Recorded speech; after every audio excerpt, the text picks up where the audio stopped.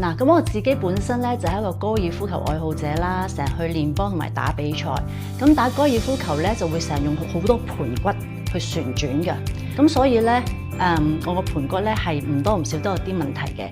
唔好以為咧淨係生個小朋友嘅人咧先要做呢個盤骨嘅修復喎，咁係錯㗎。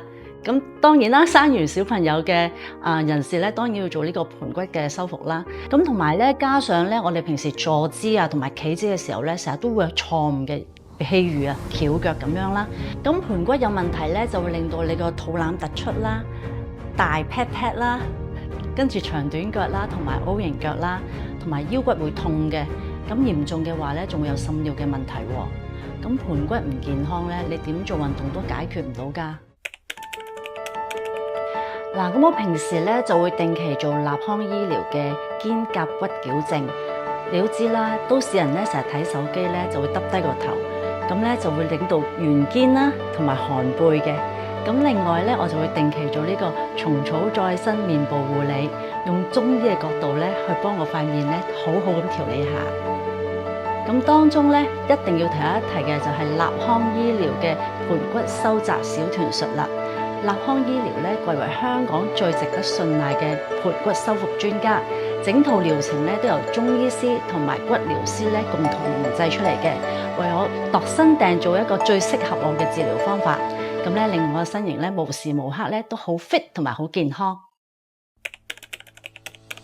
因為立康醫療咧俾我嘅感覺咧好專業啦，環境好乾淨啦，服務態度又好喎，成個團隊咧俾到我好有信心。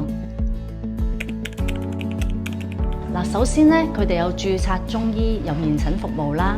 咁中醫師咧就會好細心同我哋講解翻我身體嘅狀況啦，同埋日常咧有咩要注意喎。咁然後咧，成個療程咧就會好專業、好細心咁同我講解每一個動作咧係針對邊一個部位，同埋改善啲乜嘢嘅。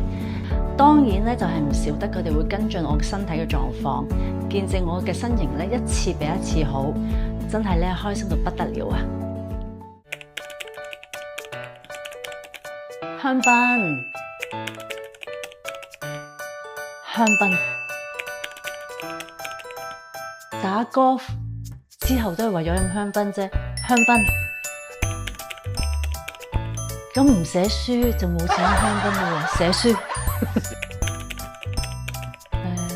寫書啦，high tea 會肥嘅。